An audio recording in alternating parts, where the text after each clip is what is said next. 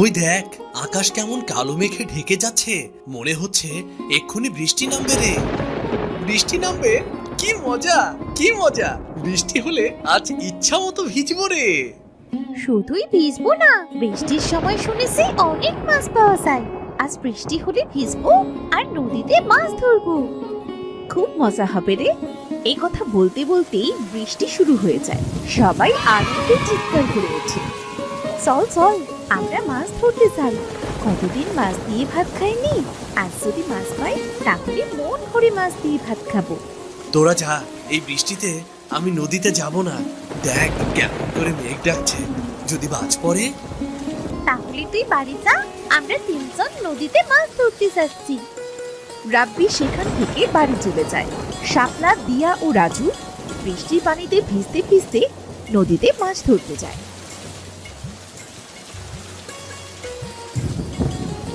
তারা অনেকগুলো মাছ পায়, সেগুলো নিয়ে যে যার বাড়ি ফিরে যায়।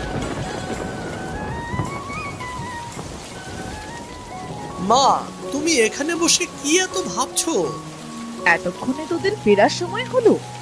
রাগ করো না মা, বৃষ্টি হলে তো নদীতে মাছ ভেসে বেড়ায় মা। অনেকদিন তো আমরা মাছ খাই না, তাই নদীতে মাছ ধরতে গিয়েছিলাম। দেখো না মা, কতগুলো মাছ এনেছি। মা, মাছগুলো ঝোল করবে। বৃষ্টির দিনে মাছ ঝোল দিয়ে ভাত খাবার মজাই আলাদা। ঠিক আছে, তোরা তাড়াতাড়ি জামা কাপড় পাল্টে নে, না হলে সে আবার ঠান্ডা লেগে যাবে। রাজু আর দিয়া কাপড় বদলে ঘরে গিয়ে দেখে তাদের ঘরে পানি পড়ছে।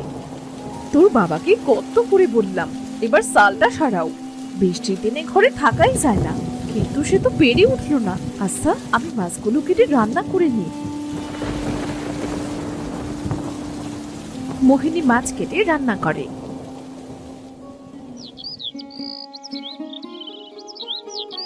পরদিন রোদ উঠে, গ্রামের অনেক মানুষ তাদের বাড়ির চাল ঠিক করে। পথে ঘাটে পানি বেঁধে আছে। ভাই, এখন ঘরের চাল ঠিক করছো যে?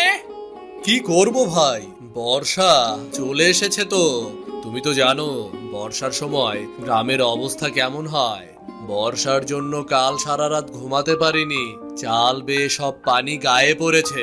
এজন্য ঘরের চালটা ঠিক করছি আর কি।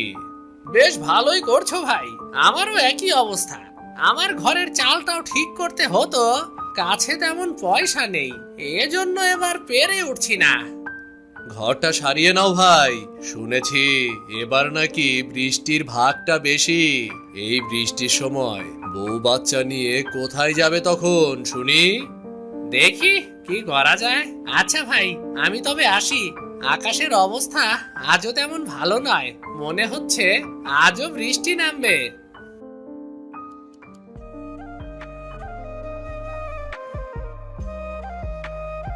বলি, ও মহেশ ভাই, মাঠে তো সব কাদা, তা গরু নিয়ে যাচ্ছ কোথায় তবে? মাঠে যাচ্ছি ভাবি, যেখানে একটু শুকনো পাবো সেখানে একটু গরুটাকে খাইয়ে আনতে যাচ্ছি। বাড়িতে গরুর খাবারের বড্ড অভাব গো। আচ্ছা, আমি আসি তবে।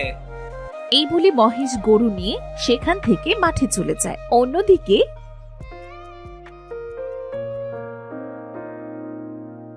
মা, ও মা, এখন তো বর্ষার সময়, না জানি কখন বর্ষা পড়তে শুরু করে। বাড়িতে তো জ্বালানি নেই মা, তখন জ্বালানির অভাবে না খেয়ে থাকতে হবে। আমি আর ভাই মিলে বরং জঙ্গলে যাচ্ছি। কাল তো ঝড় বৃষ্টি হয়েছিল মা, আজ জঙ্গলে অনেক জ্বালানি পাবো। আকাশের অবস্থা তো তেমন ভালো নয় রে, এই অবস্থায় তোদের জঙ্গলে যেতে হবে না। তুমি চিন্তা করো না মা, বর্ষা শুরু হবার আগেই আমরা চলে আসব। তাড়াতাড়ি ফিরিস কিন্তু। দিয়া আর রাজু তাদের মায়ের কাছ থেকে বিদায় নিয়ে জঙ্গলের উদ্দেশ্যে বেরিয়ে পড়ে। তারা হাঁটতে হাঁটতে একসময় জঙ্গলের অনেক গভীরে চলে আসে। দিদি, এখানে অনেক জ্বালানি হয়েছে, চলো একটু কুড়াই আমরা। ঠিক আছে ভাই। দিয়া আর রাজু জঙ্গলের ভেতর থেকে জ্বালানি কুড়াতে থাকে। হঠাৎ চারদিক অন্ধকার হয়ে আসে, আকাশ কালো মেঘে ঢেকে যায়। ভাই, আকাশ তো কালো মেঘে ছেয়ে গিয়েছে, মনে হচ্ছে এক্ষুনি কালবৈশাখী ঝড় উঠবে। দিদি তাড়াতাড়ি বাড়ি চলো, আমার খুব ভয় করছে তো। ভয় পাস না ভাই, আমি আছি তো। দিদি ওই দেখো আকাশে কেমন বজ্রপাত হচ্ছে।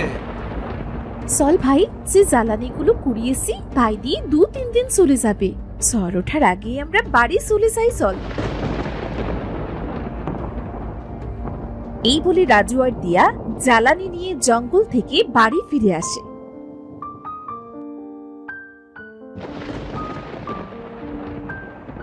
তোরা এসেছিস?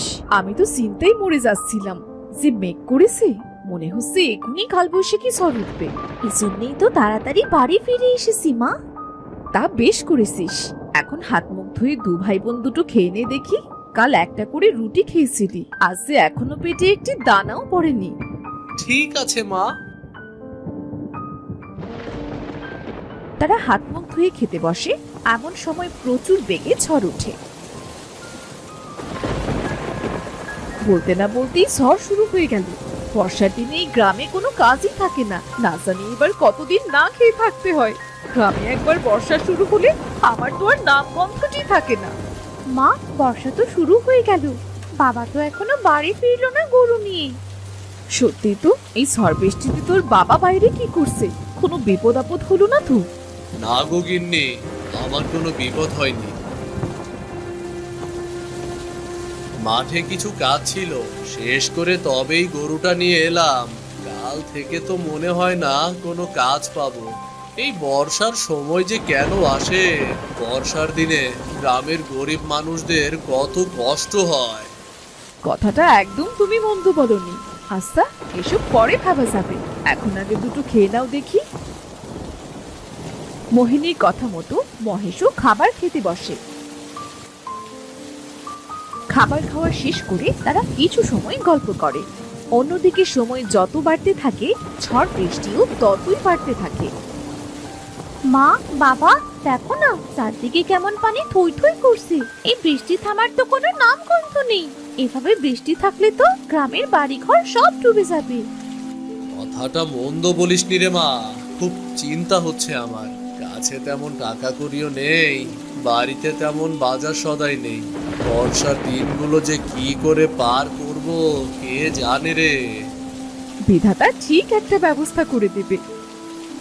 ও, বৃষ্টির জন্য তো গ্রামের অবস্থা খুব খারাপ।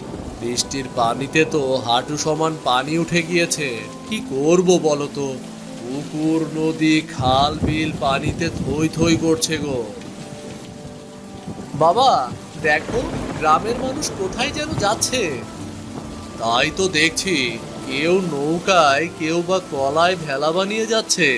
কোথায় যাচ্ছে সবাই জিজ্ঞাসা করে দেখি তো। ও শামীম ভাই, ও বাচ্চা নিয়ে চললে কোথায়?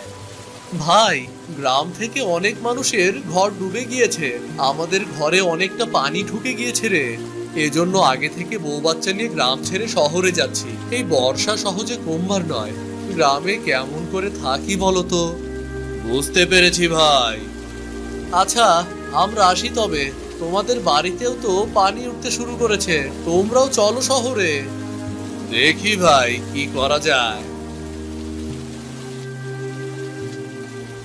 ওগো, গ্রাম থেকে তো সবাই চলে যাচ্ছে, আমরা কি করব? ছেলে মেয়ে দুটোকে নিয়ে আমরা কোথায় যাব? বাবা, মা, চলো না আমরা অন্যদের মতো শহরে চলে যাই। শহরে সবকিছুর অনেক বেশি দাম, তাছাড়া সেখানে যে থাকবো কোথায় আমরা? তাহলে এখন আমরা কি করব? বিধাতা, তুমি আমাদের একটা ব্যবস্থা করে দাও। এই বর্ষা এবার কমিয়ে দাও। বর্ষার জন্য গ্রামটা যে জনশূন্য হয়ে যাবে। এভাবে আরো 2 দিন কেটে যায়। বৃষ্টি পানিতে গ্রামের অনেক বাড়ি ডুবে যায়।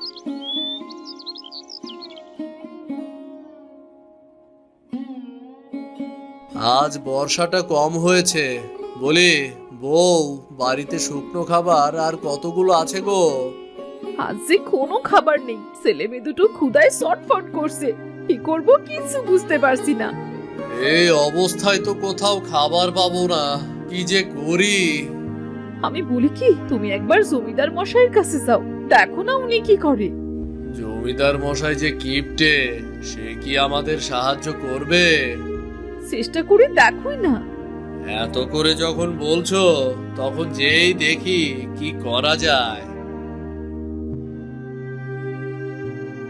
বউ, এই কলার ভেলা করেই আমি জমিদার বাড়ি যাচ্ছি। বাবা আমিও যাবো তোমার সাথে। তোকে যেতে হবে না মা, কখন আবার বর্ষা শুরু হয় কে জানে। বাবা তোমার সাথে যাই না, দেখো চারিদিকে কত পানি, আমার খুব দেখতে ইচ্ছে করছে বাবা। ঠিক আছে, চল। মহেশ দিয়াকে নিয়ে ভেলায় করে জমিদারের বাড়িতে যায়।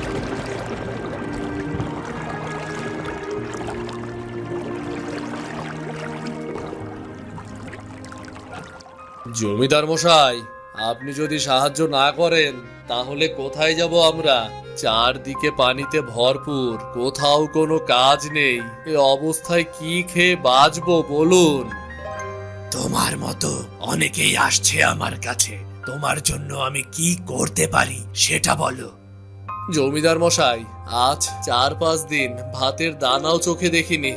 বাড়িতে কিছু শুকনো খাবার ছিল, সেটাও কাল ফুরিয়ে গিয়েছে। এজন্য আপনার কাছে এলাম। আপনি যদি কিছুদিনের খাবার দিতেন তাহলে বড্ড উপকার হতো। সবাইকে যদি আমি খাবার দিয়ে সাহায্য করি তাহলে তো আমারই কপালে খাবার জুটবে না। তোমাকে আমি সাহায্য করতে পারবো না বাপু। জমিদার মশাই, বর্ষার দিন শেষ হলেই আপনার খাবারের টাকা আমি শোধ করে দেব। এই চিরাগুলো দিয়ে আজকের দিন চলে যাবে, এটা নিয়ে ফিরে যাও। এর বেশি আমি তোমাকে সাহায্য করতে পারবো না। মহেশ আর কিছু না বলে জমিদারের দেওয়া চিরা নিয়ে বাড়ির পথে রওনা হয়। মহেশ আর দিয়া যখন বাড়ি ফিরছিল তখন তারা একটা বুড়িকে পানিতে ডুবে থাকতে দেখতে পায়। বাবা বাবা ওই দেখো, কে যেন পানিতে ডুবে যাচ্ছে, আমাদের লোকটাকে বাঁচানো উচিত বাবা। আরে, ওটা তো একটা বুড়ি মনে হচ্ছে। তাড়াতাড়ি চল, না হলে বুড়িটা মারা যাবে। তারা ভেলা নিয়ে বুড়ির কাছে যায়। অনেক কষ্টে বুড়িকে তারা পানি থেকে তুলে তারা বুড়ির পেট থেকে পানি বার করে। এরপর বুড়ি জ্ঞান ফিরে পায়। তোদের অনেক ধন্যবাদ রে বাবা, তোরা আমার অনেক বড় উপকার করলি। তোরা না থাকলে হয়তো আজ আমি মরেই যেতাম। ধন্যবাদ কেন দিচ্ছ বুড়িমা? তুমি পানিতে ডুবে যাবে এটা আমরা কি দেখতে পারি বলো? বাবা আজ 2 দিন ধরে কিছু খাইনি, আমায় কিছু খেতে দিবি? ক্ষুধার কষ্ট যে আমি আর সইতে পারছি না বাবা। ঠাকুমা আমরাও যে না খেয়ে আসি, সেজন্য জমিদার মশাইয়ের কাছে গিয়েছিলাম, কিন্তু জমিদার মশাই কটা চিড়ে দিয়ে আমাদের পাঠিয়ে দিল। আমাদের কাছে সে চিড়েটুকুই আছে, তুমি কি চিড়ে খাবে? আমার ওই চিড়ে দিয়েই চলবে রে মেয়ে। এই নাও বুড়িমা, চিরাগুলো বরং তুমিই খাও তবে। মহেশের হাত থেকে চিড়াগুলো দেখে বুড়ি খপ করে সেগুলো নিয়ে খেতে শুরু করে। ঠাকুমা ঠাকুমা আস্তে খাও, তোমার গলায় বেঁধে যাবে তো। আমার কিছু হবে না রে মেয়ে। বুড়ি চিড়েগুলো খাওয়া শেষ হতেই বুড়ি একটা পরীতে পরিণত হয়। এ কি, কে আপনি? পুরী থেকে এমন সুন্দরী হলেন কেমন করে? আপনি যেই হন না কেন আমাদের ছেড়ে দিন, আমাদের কিন্তু মারবেন না। ভয় পেও না তোমরা, আমি পড়ি, তোমরা আমায় সাহায্য করেছো, আমি তোমাদের কি করে ক্ষতি করি বলো তো? আপনি পড়ি? আমি শুনেছি পরীরা নাকি খুব ভালো হয়, তবে আপনি অমন বুড়ি সেজেছিলেন কেন? আমি সব বলছি, আগে তোমরা ভেলা থেকে নেমে ওখানে চলো, দেখো ওখানে কোনো পানি নেই। ঠিক আছে। শোনো, আমি আর আমার সাথী পৃথিবীতে খেলা করছিলাম, তখন এক জাদুকর আমায় দেখে ফেলে আর সে আমাদের তাড়া করতে শুরু করে। অনেক কষ্টে জাদুকরের চোখ এড়িয়ে আমি এই গ্রামে এসে পড়ি। এসে দেখি এই গ্রামে এখন বর্ষার দিন, খুব খারাপ অবস্থা। তারপর কি হলো? তারপর আমি পরিরাজ্যে ফিরে যাবার জন্য রওনা দিই। উঠতে উঠতে পানির ভেতর পড়ে যাই, আর ওখানে চোরাবাড়ি থাকায় আমি উঠতেই পারছিলাম না, তাই বুড়ির রূপ নিই যাতে আমায় কেউ সাহায্য করে। আর তার পরের ঘটনা সে তো তোমরা জানোই। বুঝতে পেরেছি পরি, আপনাকে সাহায্য করতে পেরে আমাদের অনেক ভালো লেগেছে। আমি তোমাদের উপহার দিতে চাই আমার জীবন বাঁচানোর জন্য।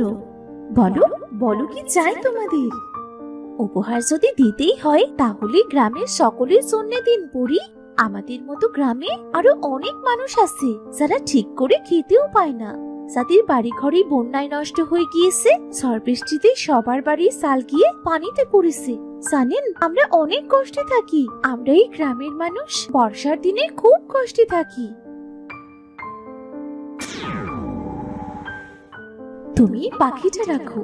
এই পাখি প্রতি রাতে একটা করে সোনার মোহর দেবে, আর এগুলো তোমরা এক একজনের বাড়ি গিয়ে দিয়ে আসবে।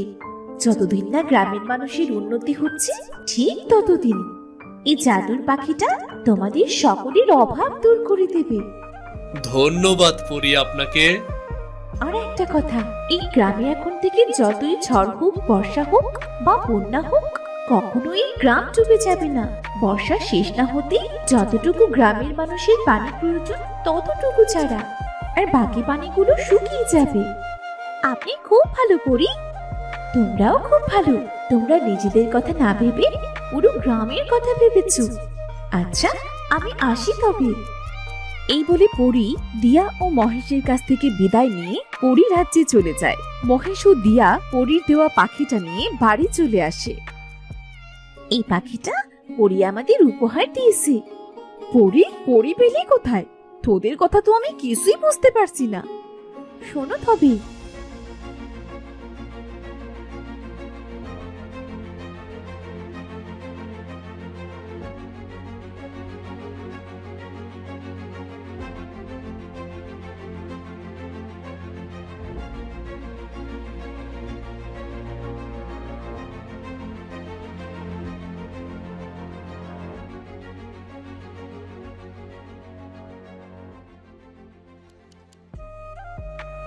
সত্যি বলছিস তুই?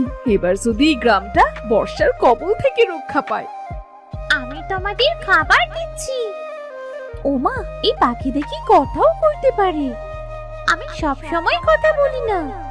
এই বলে পরীর দেওয়া পাখি জাদু করে অনেক খাবার এনে দেয়। নানান রকমের খাবার পেয়ে তো দিয়া আর রাজু অনেক খুশি হয়।